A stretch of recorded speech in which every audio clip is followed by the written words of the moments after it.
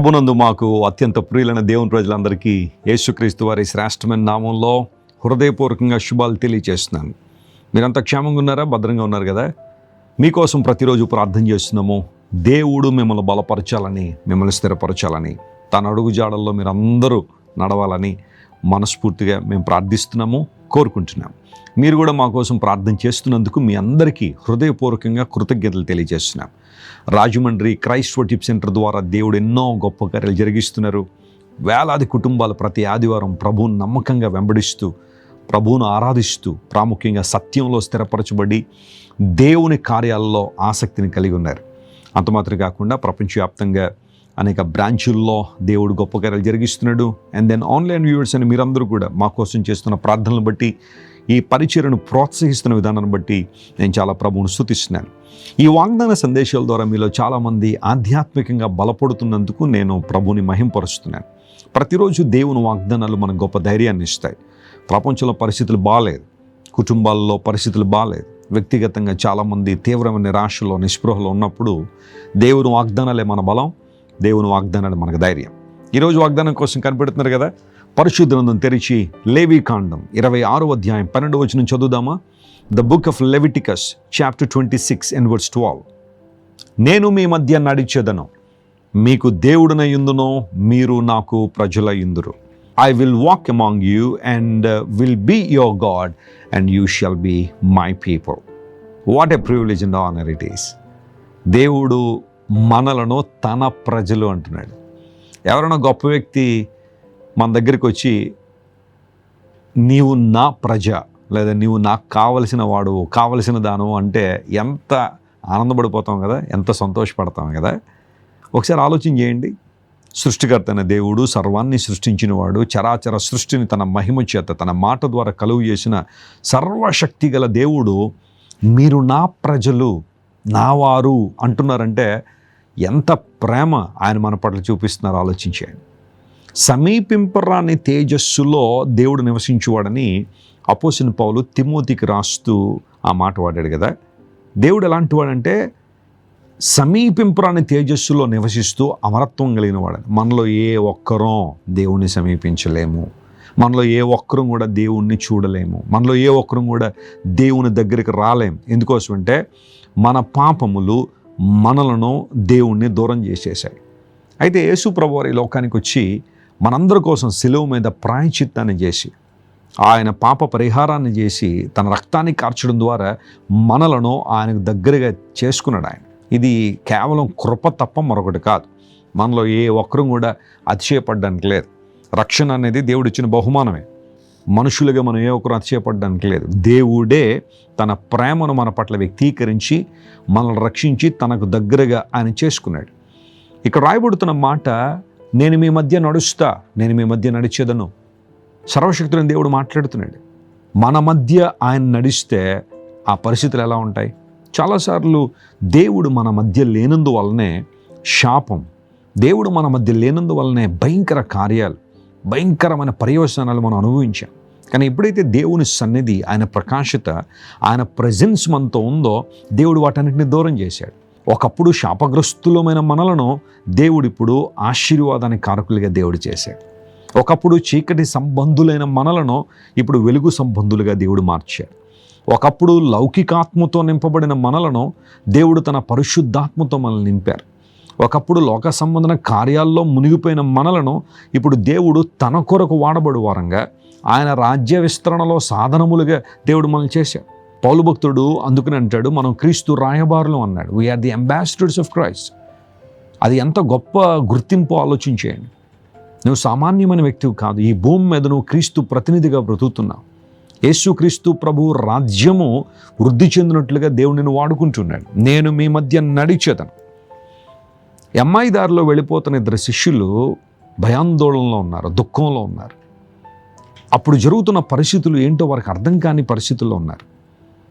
వారు యెరూషలేములో ఉండాల్సిన వారు ఎమ్మాయి అనే గ్రామానికి వెళ్ళిపోతున్నారు. యెరూషలేముకి వ్యతిరేకంగా ఉంటుంది ఎమ్మాయి అనే గ్రామం.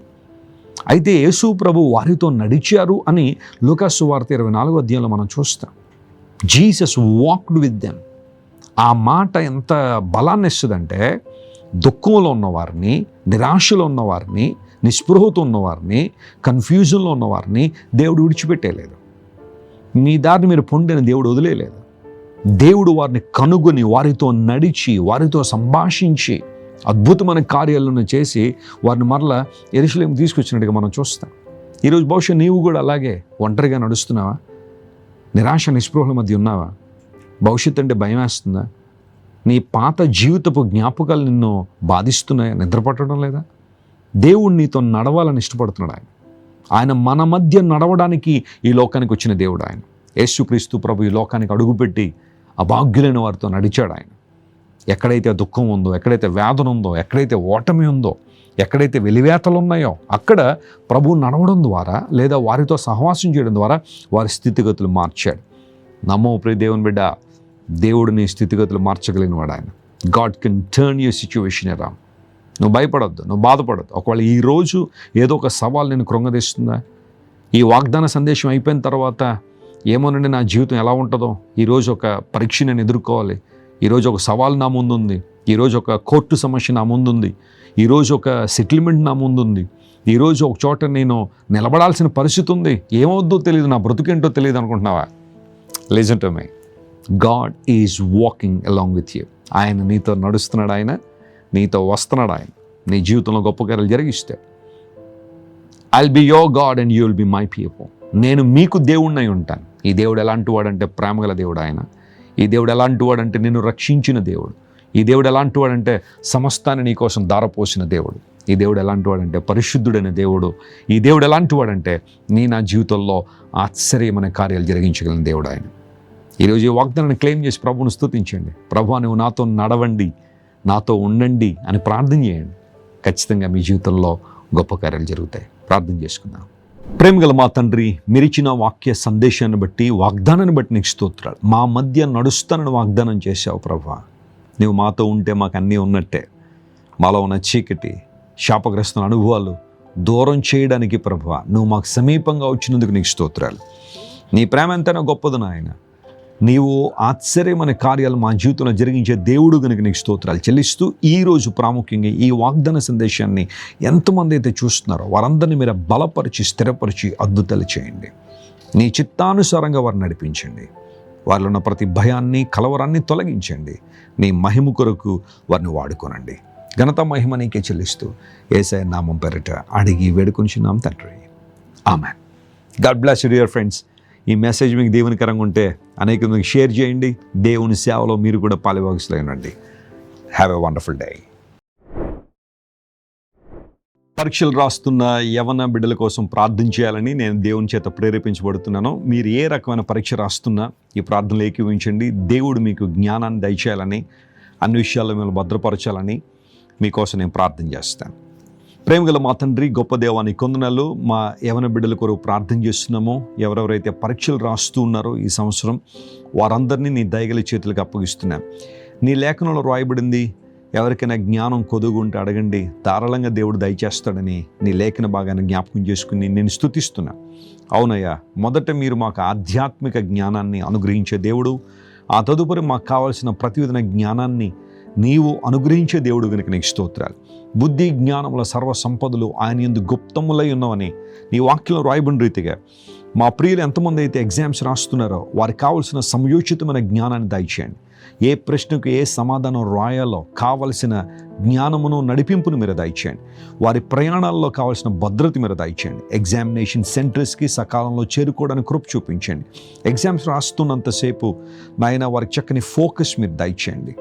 రిమెంబరెన్స్ మీరు ఇవ్వండి. క్రియేటివిటీని దయచేయండి.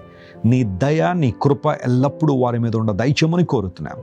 దేశం యొక్క ఉన్నత స్థలాల్లో నిలబెడతాను అని వాగ్దానం చేసిన దేవుడు, మా ప్రియులందరినీ మీరు బలపరిచి ఎగ్జామ్స్లో మంచి రిజల్ట్ మీరు అనుగ్రహించి నాయన నీ కృపలో వర్ధిల్లడానికి సహాయం చేయండి. అనేక మందికి వారు దీవెనకరంగా, ఆశీర్వాదకరంగా ఉండడానికి సహాయం చేయండి. మా ప్రార్థన వినినందుకు నీకు కృతజ్ఞతాస్తులు చెల్లిస్తూ మరొకసారి మా యవన బిడ్డలందరినీ నీ ప్రేమగల చేతులకు సమర్పించుకుంటూ యేసుక్రీస్తు వారి శ్రేష్టమైన నామం పేరిట అడిగి వేడుకొనిచున్నాం తండ్రి. Amen. God bless you, dear youngsters. May the Lord bless you with his wisdom and knowledge. Amen. Praise the Lord. Christ worship centre ఓ బలమైన సంఘ ఉద్యమం. కొన్ని సంవత్సరాల క్రితం కేవలం 2 ప్రారంభించబడిన పరిచర్య నేడు ప్రపంచవ్యాప్తంగా లక్షలాది మందిని ప్రభావితం చేయుచున్నది. రాజమండ్రి, సికింద్రాబాద్, బెంగళూరు, నెల్లూరు, దుబాయ్, బెహ్రైన్, కరీంనగర్, విశాఖపట్నం, గద్వాల్, కొవ్వూరు, మలకపల్లి, శ్రీలంక, భూటాన్, అడ్డతీగల, పాలమూరు, ఒంగోలు, బళ్ళారి, కోరుకొండ, పోతవరం, నల్లజర్ల, వెంకటరామయ్యగూడెం, మచిలీపట్నం, ఇందిరానగర్లతో పాటు అనేక గ్రామాల్లో క్రైస్ట్ వర్షిప్ సెంటర్ ఆరాధనలు జరుగుచున్నవి. వాక్య సంబంధమైన ఉజ్జీవంలో, పరిశుద్ధాత్మ సంరక్షణలో కొనసాగాలనుకునే ప్రతి ఒక్కరికి మా ప్రేమపూర్వక ఆహ్వానాన్ని అందిస్తున్నాము. రండి, ఆత్మతో సత్యముతో ప్రభువైన యేసు క్రీస్తును ఆరాధిద్దాం. మీరు ఇంతవరకు విన్న దైవ సందేశం మరియు దేవుని సేవకులు చేసిన ప్రార్థన మీకు ఆశీర్వాదకరముగా ఉన్నదని విశ్వసించుచున్నాము. ఈ సందేశాన్ని మీ స్నేహితులకు, బంధువులకు షేర్ చేయండి. మీకు ఏదైనా ప్రార్థన అవసరత ఉన్నచో మా ఫోన్ నంబర్లకు కాల్ చేయండి. దేవుడు మిమ్మల్ని ప్రేరేపిస్తే విశ్వాసంతో సాగుచున్న ఈ పరిచర్యను ప్రోత్సహించండి. మరిన్ని వర్తమానాలు, పాటలు వినుటకు జాన్ వెస్లీ మినిస్ట్రీస్ అను మా యూట్యూబ్ ఛానల్ను సబ్స్క్రైబ్ చేసుకొనండి. ప్రభువైన యేసుక్రీస్తు కృప మీకు తోడైండును గాక.